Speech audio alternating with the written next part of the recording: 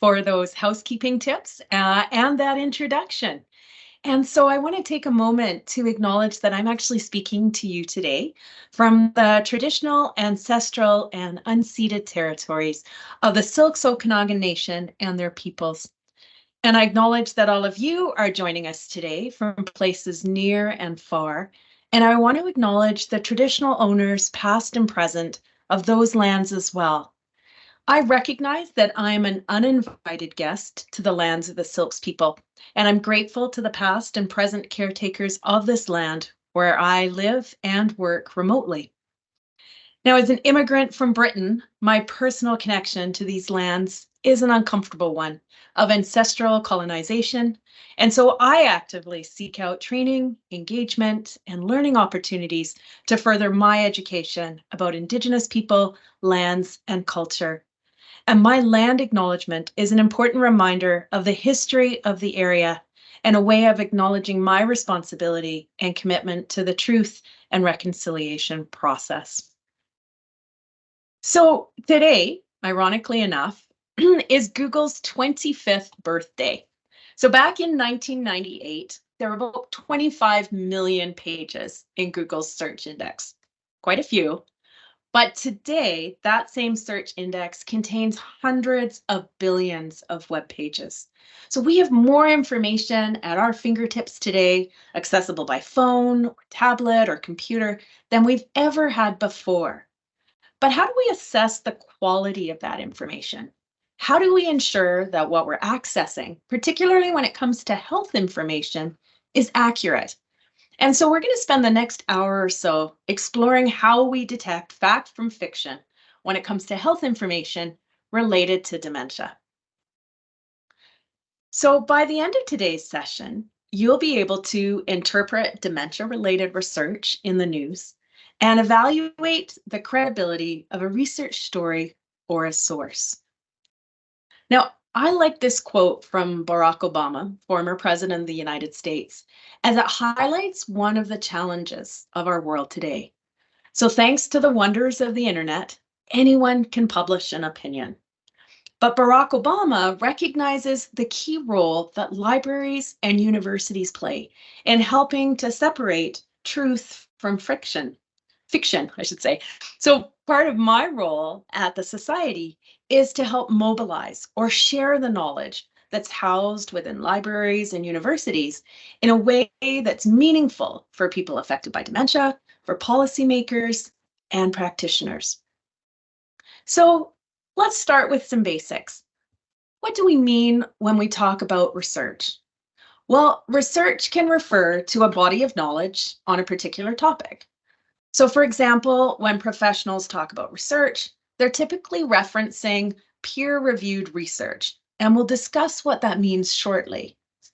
It can also refer to the act of creating new knowledge on a particular topic.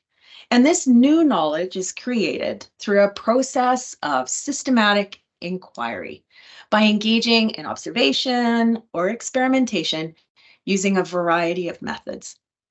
And then research can also refer to the work of entrepreneurs who are seeking to apply knowledge to produce new products, new applications, or services. Here, you might think of Apple working on their latest iPhone and the consumer research that they might do ahead of time. So why is research so important? Well, it plays a crucial role in shaping the world in which we live and the future that we create. It helps us better understand the world around us. By conducting research, we can uncover new information. We can develop new theories and models, and we can identify gaps in existing knowledge that needs to be filled. It helps us identify and solve problems to find ways to improve the lives of people affected by dementia. And it helps inform policy decisions, business strategies, and individual choices. Essentially, it helps us make better informed decisions. It helps us push the boundaries of what's currently possible by inspiring and by fueling innovation. And lastly, research teaches us to question assumptions, to evaluate the evidence, and to think critically. ethically. And this last bullet is particularly important because research enables us to become informed and engaged citizens who are able to make informed decisions. And this, in essence, is what we're going to focus on in today's webinar. So while research allows us to answer any number of questions, those types of questions can really be divided into three key categories. So cause and effect questions are designed to determine whether one thing causes or affects something else. And so those research questions would typically be written as, does X cause Y? So for example, does taking lecanemab improve cognitive function? And as we'll see later in the presentation, the answer is yes, it seems to. As we'll see on the next slide, these types of questions are typically answered using randomized controlled trials. More about that shortly. Observational or relational questions are designed to look at the relationships or the link between two factors or variables. So for example, what is the relationship between X and Y? And these questions are typically answered using quasi-experimental studies or cohort studies. So we're not necessarily doing an experiment here, but we're looking at the link between two variables. So for example, we might ask, what is the relationship between exposure to wildfire smoke and dementia? And then the last type of questions are centered around description. And they're designed to describe a particular experience or phenomenon. And these are questions that we might see beginning with how much, how often, or what are. And a lot of those what are questions are typically answered by qualitative studies. So for example, we might ask, what are the needs of working adult children who provide care to a parent with dementia? Now, the most common way for us to hear about the findings of dementia-related research is often from a report in the media.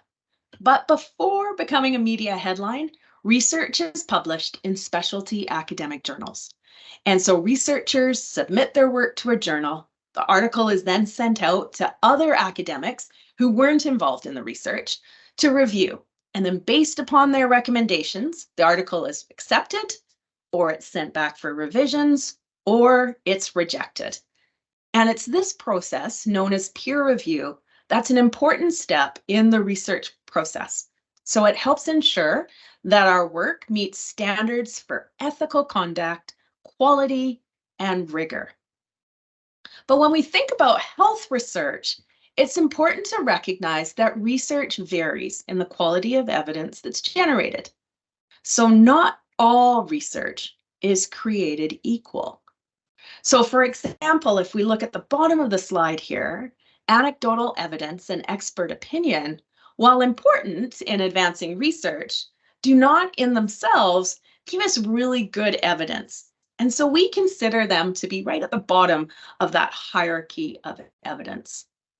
And similarly, data that comes from the experience of a single patient, so what we might call a case study.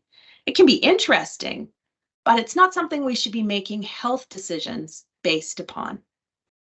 Now, on this second rung here, I've also included qualitative studies. And these are the descriptive types of studies that I talked about on the previous slide. And they're particularly important in helping us understand the lived experience of someone affected by dementia, be it an individual living with the disease or a family member. But while qualitative studies are designed to understand and describe our experiences, they're not the kind of studies on which we would base medical treatment or interventions. And if we go up the rung, one more time, we see metasynthesis. And that's really just a summary of qualitative studies. So that's when a researcher uses quite a rigorous process to draw conclusions from data that have been gathered in other studies, in other qualitative studies.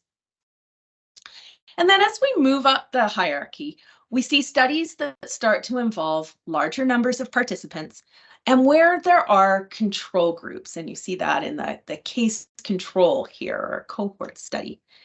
And so these are people in a control group who haven't received the treatment that's under investigation, but otherwise they're comparable to those who have.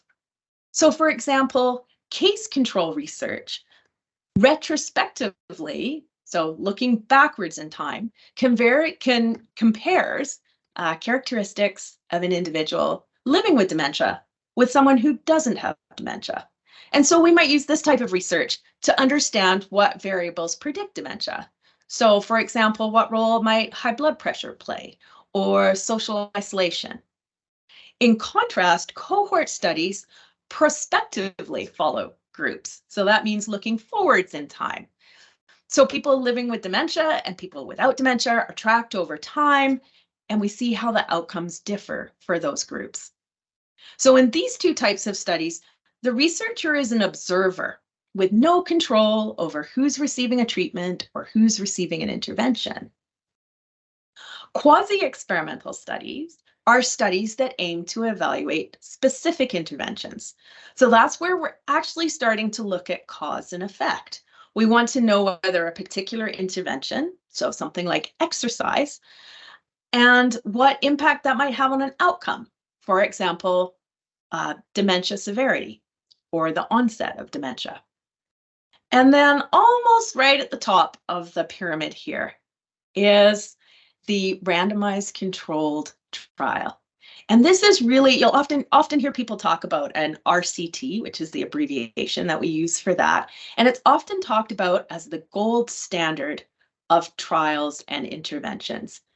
And the reason for that is that it randomly assigns people to treatment or intervention groups.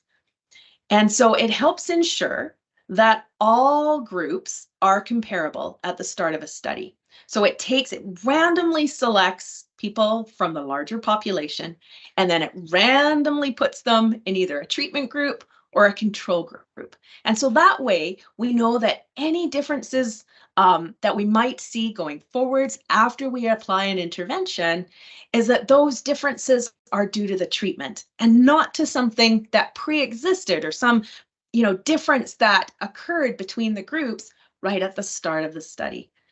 And these are the studies that allow us to say X caused Y. And then right at the top of the pyramid here, you can see that we've got systematic reviews and meta-analyses. And so the systematic review, much like the meta-synthesis, is where a search is conducted with the aim of bringing together all relevant data from a group of high-quality studies. And then above it is the meta-analysis, where those results from multiple studies are used to gain summary statistics. There's lots of complicated statistical calculations that go into this to determine the effect of an intervention across multiple studies. So that's where you're going to take the results of multiple randomized clinical trials, run them through this analysis and say, this is what we definitively can say about this particular phenomenon. So now that we have some of those basics out of the way, and before your eyes glaze over, and I actually just want to point out here that the first 2/3 or 3/4 of this pyramid, this is all unfiltered information. So that means that we are directly seeing one particular study and seeing the results from one particular study. Here at the top, we're seeing filtered information. So that information from those original studies has been filtered out, and we've taken the best quality studies to come up with those conclusions that we see in a meta-analysis. So how do we take what we've just talked about and how do we put it to good use? We want to think about how we're going to hone our research literacy skills. And so one way to do that is to employ the CRAP test. And this was developed by a researcher named Blakesley back in 2004. And I know the acronym needs some work, but as Blakesley says, it's certainly a memorable acronym. And it stands for currency, relevance, authority, accuracy, and purpose. And we're going to explore each one of those in turn. So the first one, currency, refers to the timeliness of the information. So how current is that information? And so you'll want to note, when was this information published or posted? So dementia research, particularly biomedical research, can advance considerably over a 5-year period. So if you're looking at something that's more than 5 years old, you'll want to note whether that information has been revised or updated in some way. But if you're looking at quality of life or intervention research, older sources likely aren't as problematic.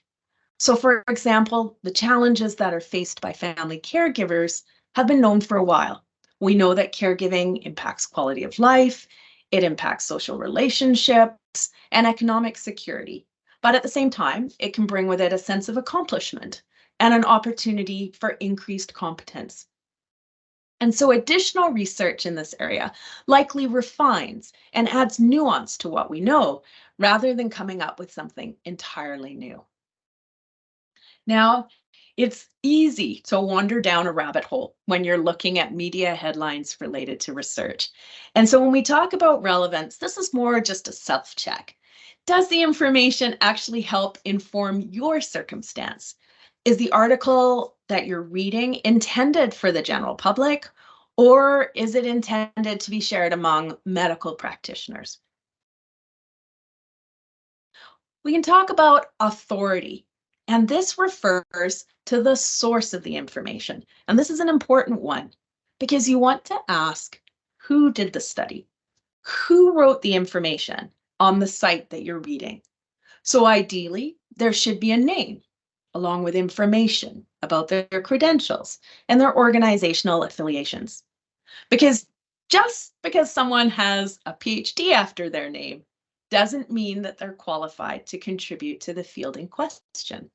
So for example, my PhD is an interdisciplinary PhD, and it focused on the areas of sociology, nursing, and geography, with a specific focus on dementia care. So while that enables me to talk about dementia care, it doesn't make me qualified to write authoritatively on something like exercise or to publish a book on nutrition. And so I always advise people, don't be trapped by, they're fooled by those PhD initials. You know, oftentimes I've been in a bookstore and I've picked up a book and it says PhD, and I do a bit of a deeper dive, and that book's actually been written by someone who has expertise in a completely different field. So again, that just gets your antennas wiggling a little bit. Legitimate professionals will also list their contact info so that you can reach out if you have a question. And when looking up information online, one of the helpful tips is to look at the URL. And so that's the website name at the top that's in the search bar. And when you look at that, there'll be a suffix right at the end, a 3-letter suffix. And if you see .org, so which is what you see when you type in the Alzheimer's Society BC, you'll see an internet address that typically belongs to a nonprofit organization. If the suffix ends with .edu, then that shows that an internet address belongs to a university or a college. Similarly, if it ends in .gov, that refers to a government organization. In contrast, .com here or .net here, .net refers to organizations with a global presence, and .com is more of a general purpose site and typically used by businesses. So that gives you an idea of whose site you're actually looking at. Is it a business site? Is it nonprofit? Is it government information, etc.? Now, the second A in the acronym stands for accuracy. And this is also an important one because it refers to the reliability, to the truthfulness, and the correctness of the content that you're reading. So you need to ask yourself, where does this information come from? Is it from a reputable, peer-reviewed journal, something like The Lancet, the New England Journal of Medicine, or Nature? Or does it come from a more obscure and possibly predatory journal? And what I mean by predatory journal are journals that accept articles for publication, along with fairly steep author fees, without performing the promised quality checks for issues such as plagiarism or ethical approval. And so the peer review process for these journals is often negligent. We want to ask, is the information supported by evidence? So think back to that evidence pyramid that I just talked about. What type of evidence are the claims based upon? Is it a case study or is it a randomized controlled trial? Are there studies listed or are there sources listed, pardon me? And at least one, if not more, identifiable scientific peer-reviewed studies should be included in the references. Might also want to think about, can you verify the information from another source? Are there multiple sources online saying the similar thing, or are they different? Consider speaking to your healthcare provider about what you've read, because they may be able to point you to similar research. And look carefully at the tone of the article. So is the tone cautious, or does it use words like definitely, definitively, cure? And better yet, is the advice balanced? Does it discuss limitations and criticisms? Or does it say, talk to your doctor? Or rather, is it dismissive of doctors? And if it's the latter, you need to be careful. And then lastly, you want to think about the reason that the information exists. In other words, what is its purpose? Is it to inform? Is it to teach? Is it to entertain or sell? And you want to be wary of articles that are disguised as research, that attempt to sell a product or a service that claims to prevent or to treat the disease. Because while we've made inroads in disease-modifying treatments in the last few years with medications like lecanemab or donanemab, there's currently no cure for dementia, and nor is there anything that's going to prevent you 100% from developing dementia. You need to ask yourself, is there a conflict of interest? For example, is the author using information to convince you to buy a product, to access information, or to utilize a service that you might be able to access elsewhere free of charge? Because there's a lot of information about dementia available on the internet. Much of it does come from reputable sources, and much of it is available for free. And anytime someone is asking you to pay money for information, a red flag should go up. Now let's turn to a couple of examples to illustrate some of the points that we've discussed so far. And the first example here is something called the Bredesen Protocol.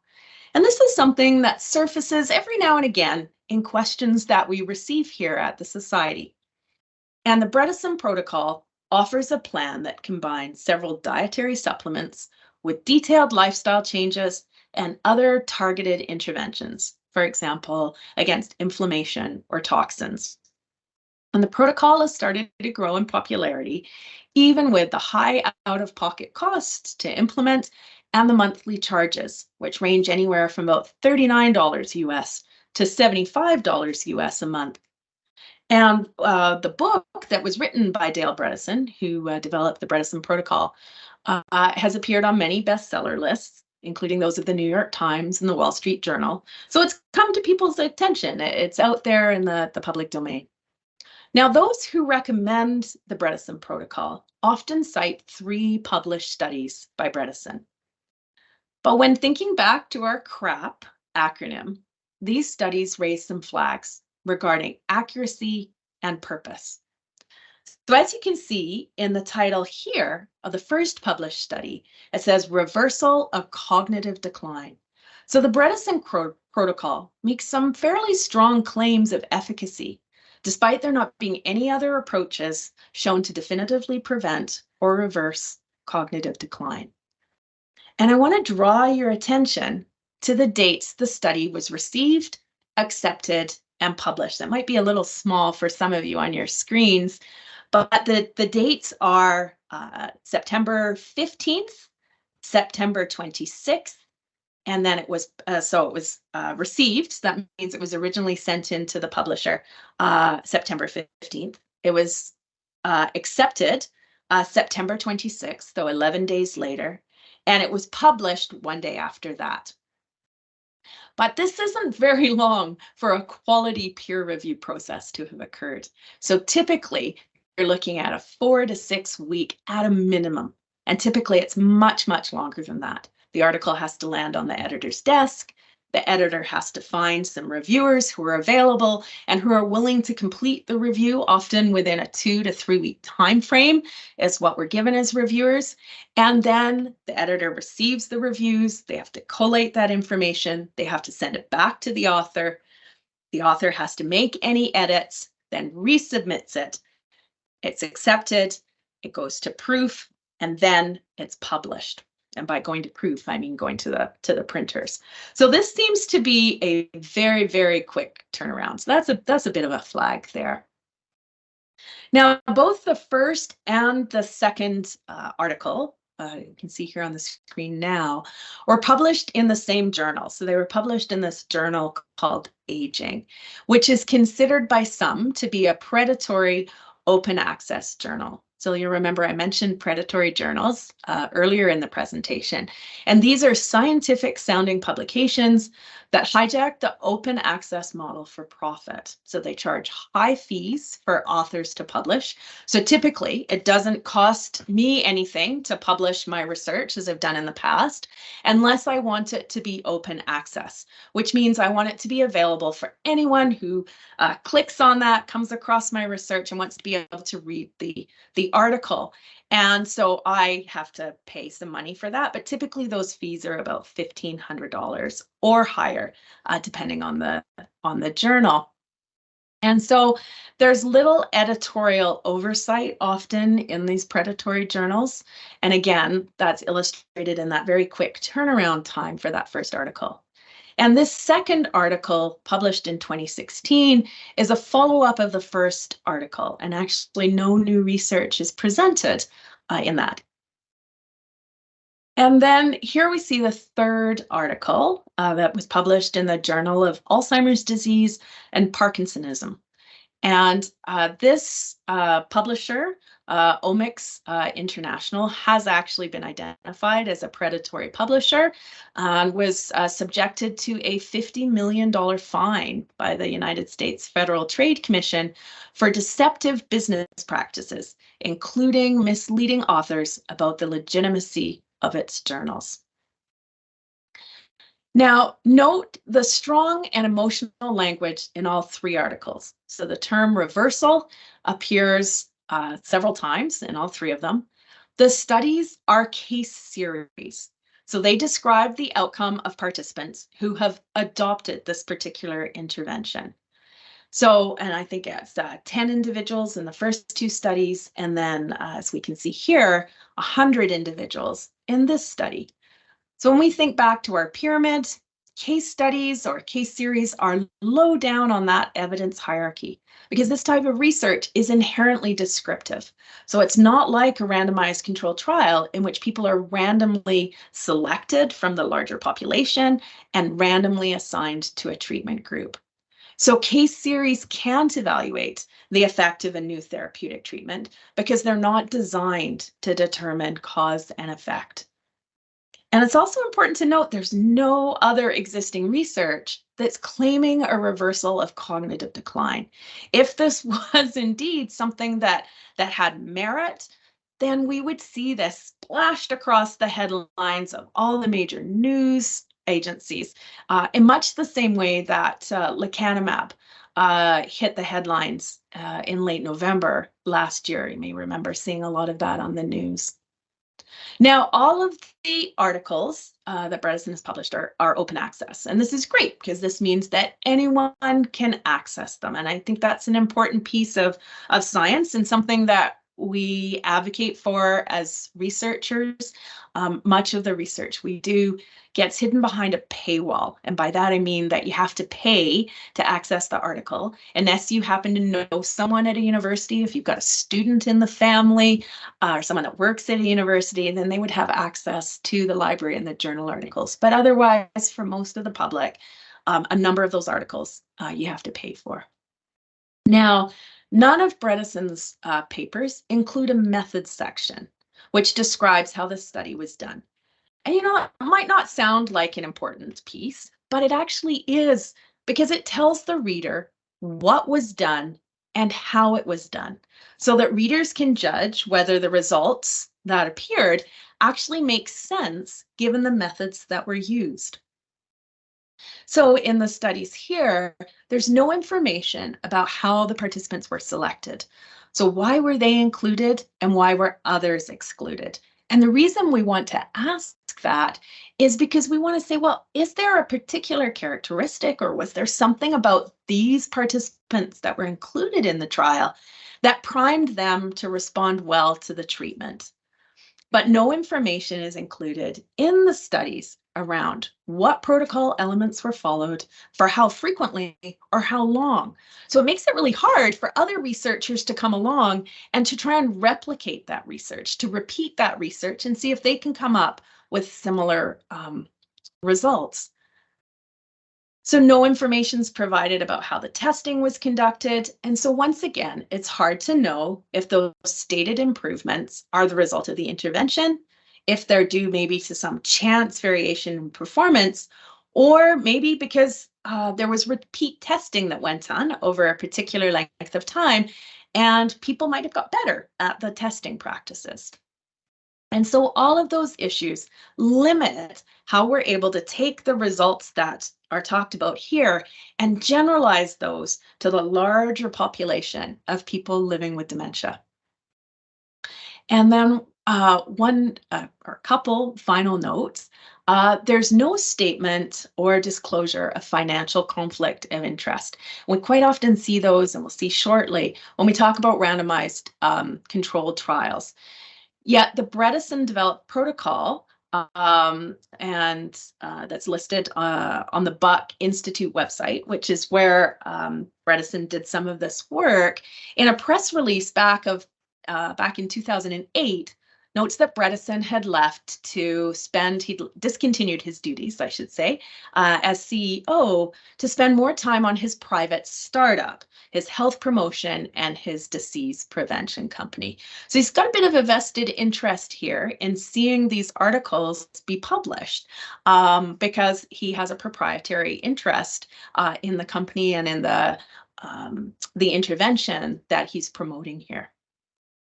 And then lastly, and I think this is an important piece, many of the lifestyle interventions that are discussed by Bredesen are grounded in the research literature. We know that exercise is good for you. We know that eating healthy is good for you.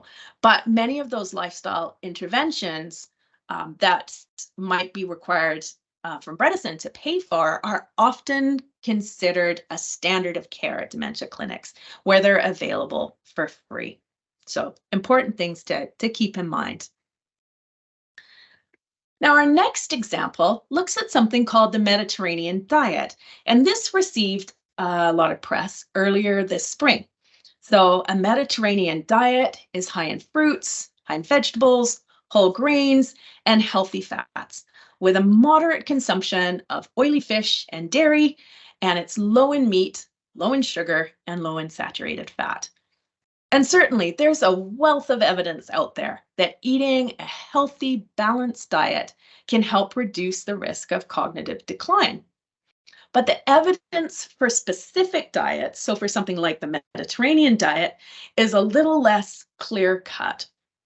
And so the headlines that you see here, here's another one from The Guardian, is based on an article that was published this spring. And so here you can see the original article. Again, it's an open access journal. You can see that article right there. So anyone can access it online.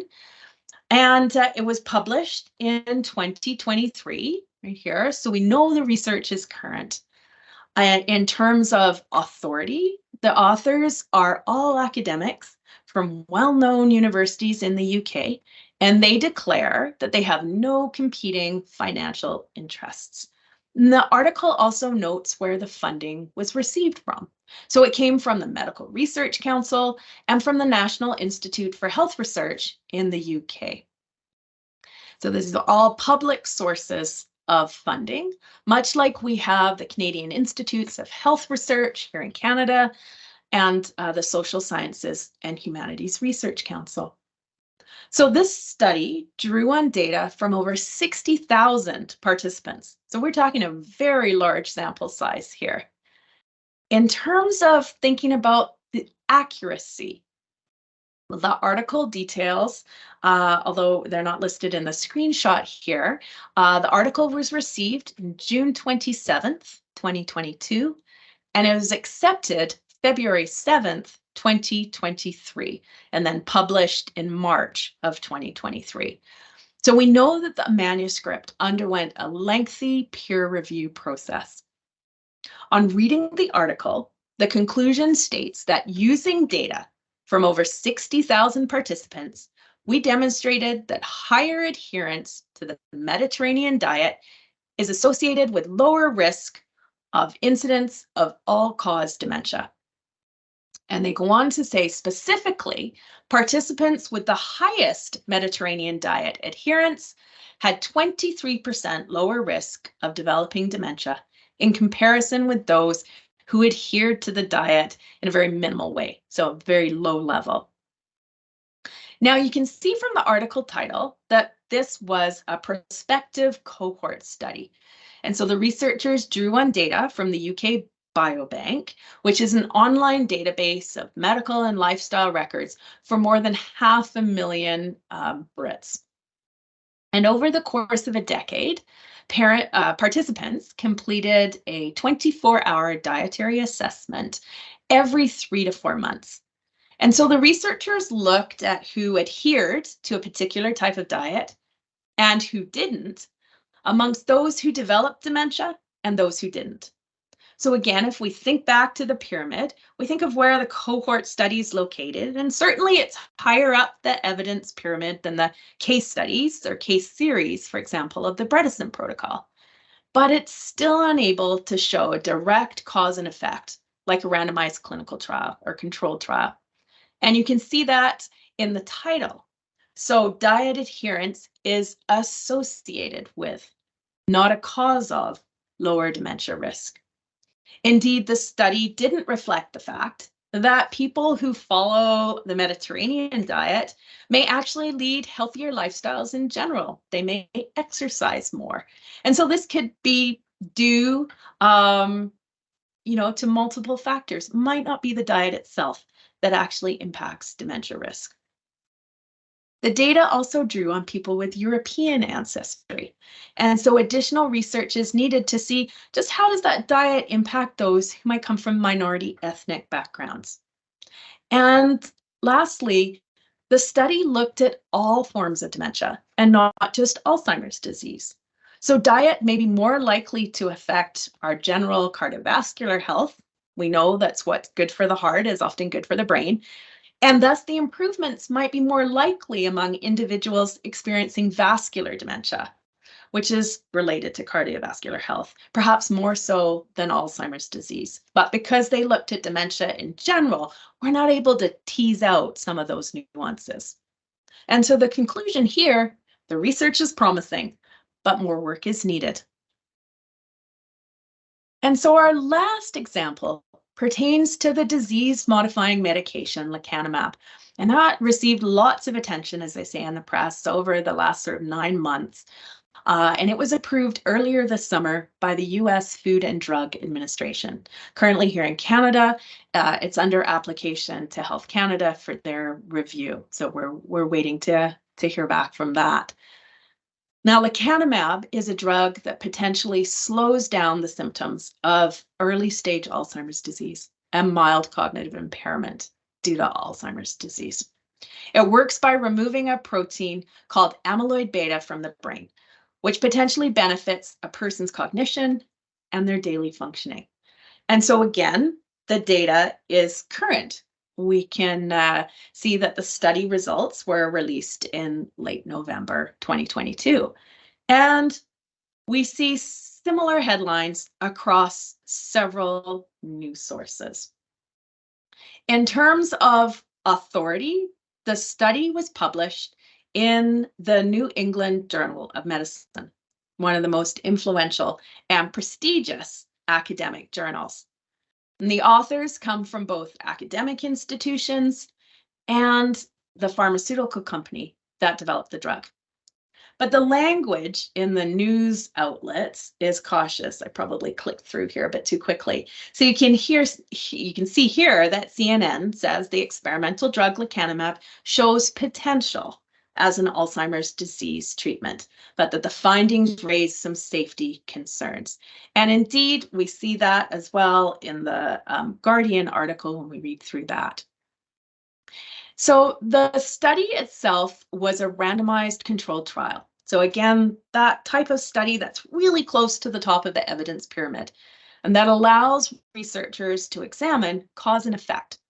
So the 1,795 participants who were involved in this study of lecanemab were randomly placed in either the treatment group, where they received lecanemab, although they didn't know that they were receiving lecanemab, or the control group, where they would receive probably a sugar pill or a placebo. But again, they don't know that that's what they're receiving. And part of that randomization, again, helps ensure that the two groups, the treatment group and the control group, are comparable at the start of the study, so that researchers can, definitively, to the best of their ability, conclude that the differences they observe at the end of the study are due to the treatment alone.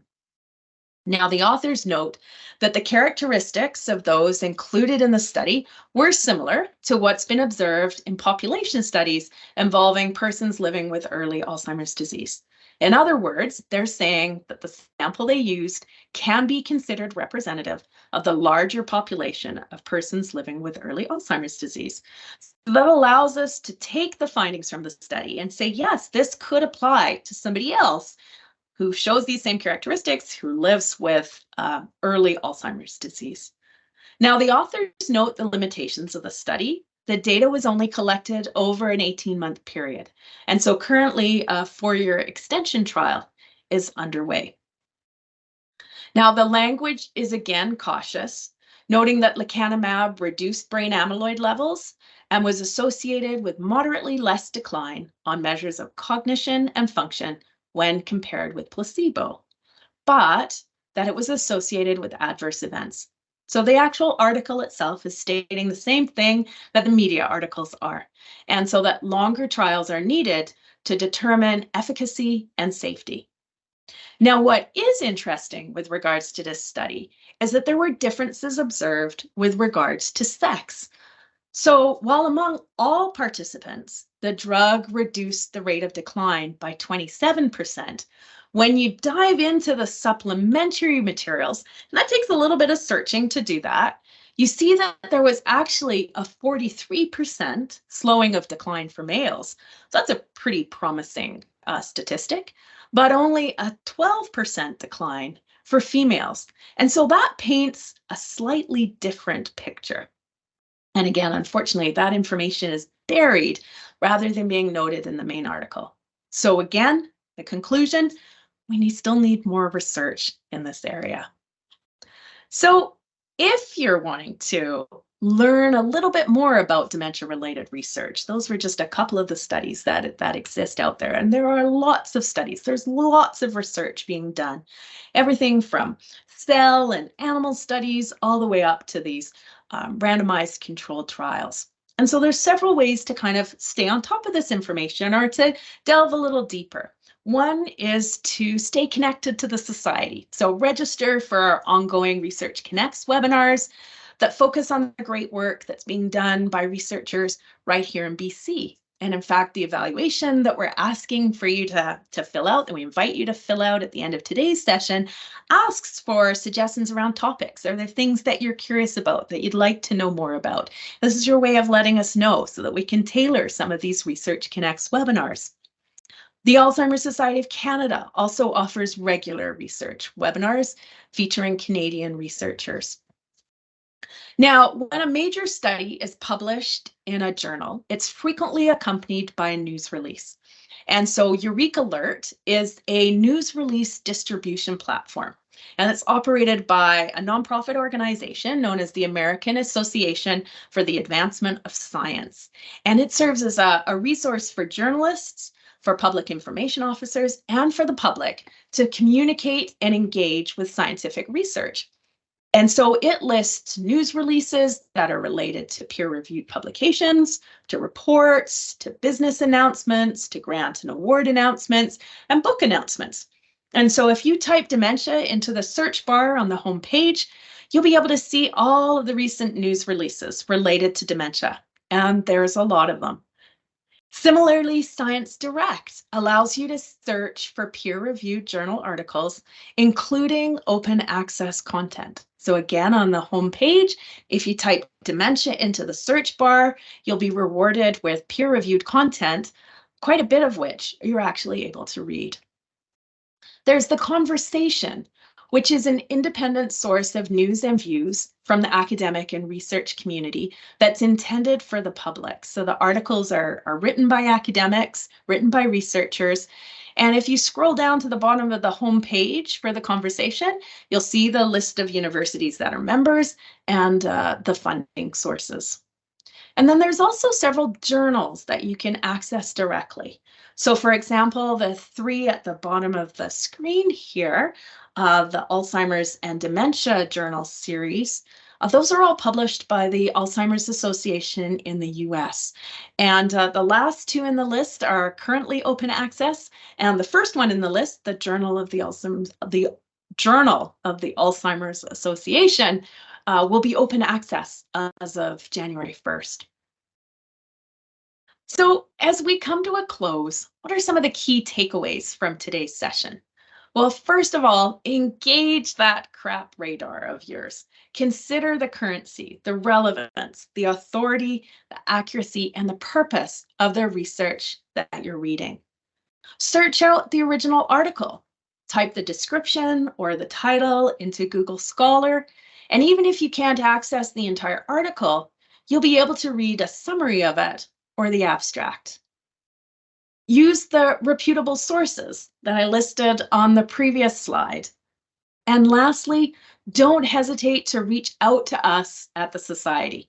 You can reach our research team at research@alzheimerbc.org. And so, as always, we appreciate and value your input and your feedback. So we do have a separate evaluation form link for Research Connects, and I think one of my colleagues has popped that into the chat so you're able to access it.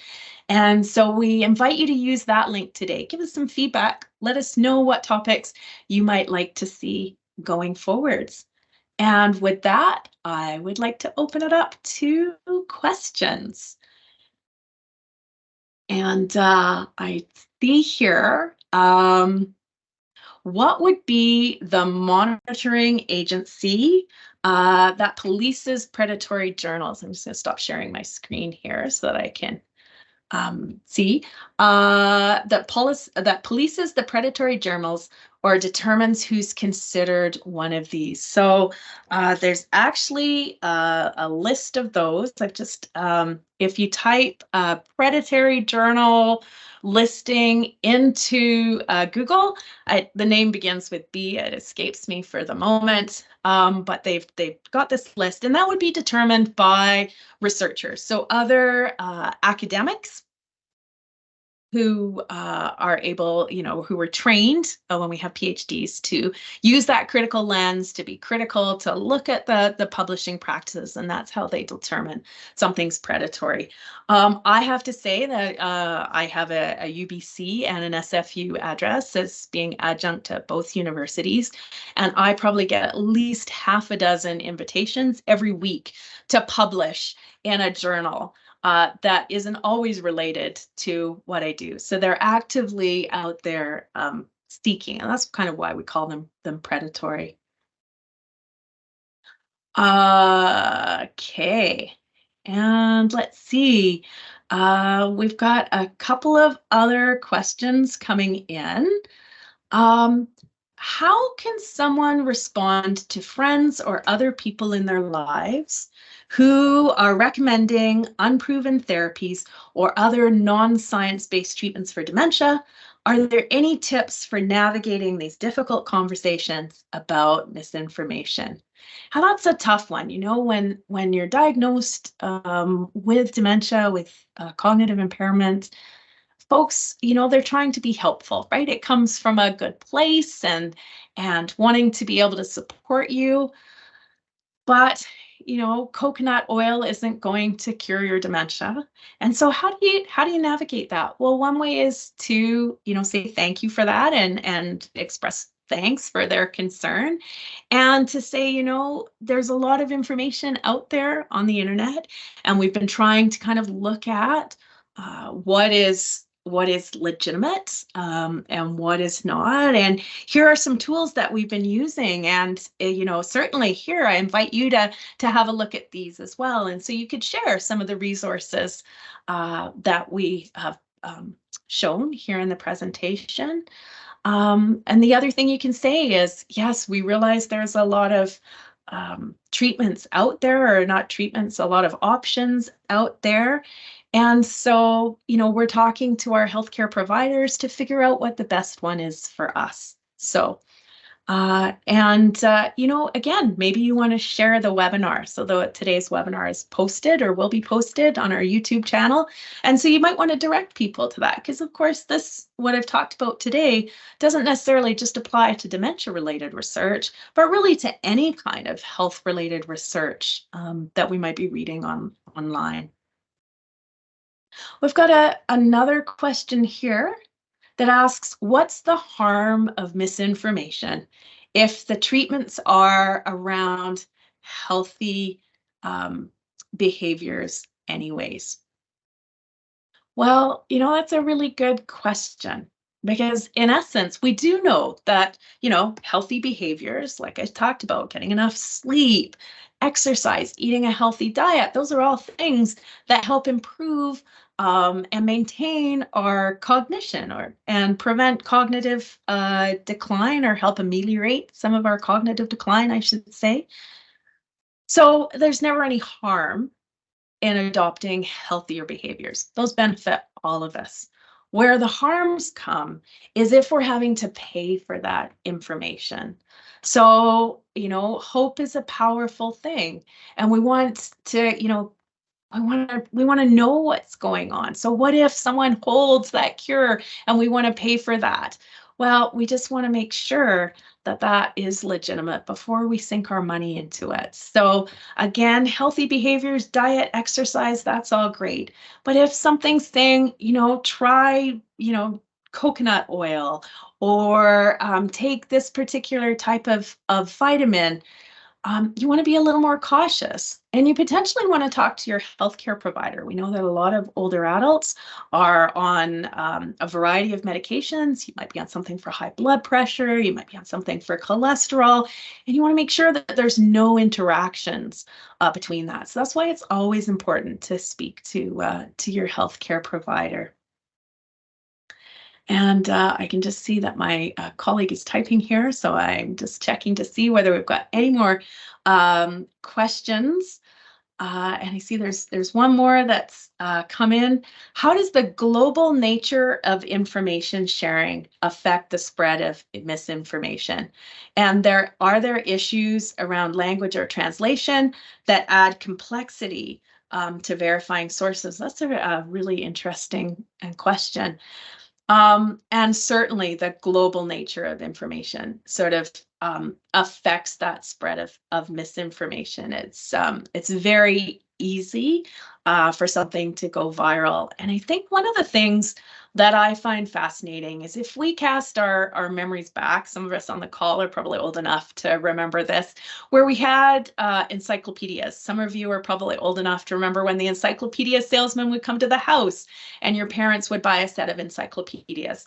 What that meant was that when I opened a page of an encyclopedia, and someone else in England or Finland or Russia opened that same encyclopedia, translated into a different language, the odds are we were reading the same information. But these days, with the internet and the fact that there are algorithms that push out information to us, if I type in a search term and a colleague of mine types in a search term, there's no guarantee that what pops up on the screen is the same for them or the same for me. And so we're not necessarily being able to access, excuse me, that same information. And that's problematic. And yes, certainly there are issues around language. We do know that many of the journals are published in English, and there are editing services available to folks for whom English is an additional language to kind of help them with that. So it does add a layer of complexity, but again, a large majority of the journals, and certainly the ones that are the most reputable, so something like the New England Journal of Medicine, the Lancet, those rank in the top sort of 5 journals published in the world, and they are English. They're written in English. So on that note, we've just about come to the end of our time together. So just wanting to say again, thank you for spending part of your afternoon with us and for the great questions. I hope that your spider senses are tingling now. You'll go forwards and look at the research that you're reading, the media headlines that you're reading with a bit of a different lens. So thank you again for joining us. And we hope to see you back at one of our Research Connects webinar. Thanks so much.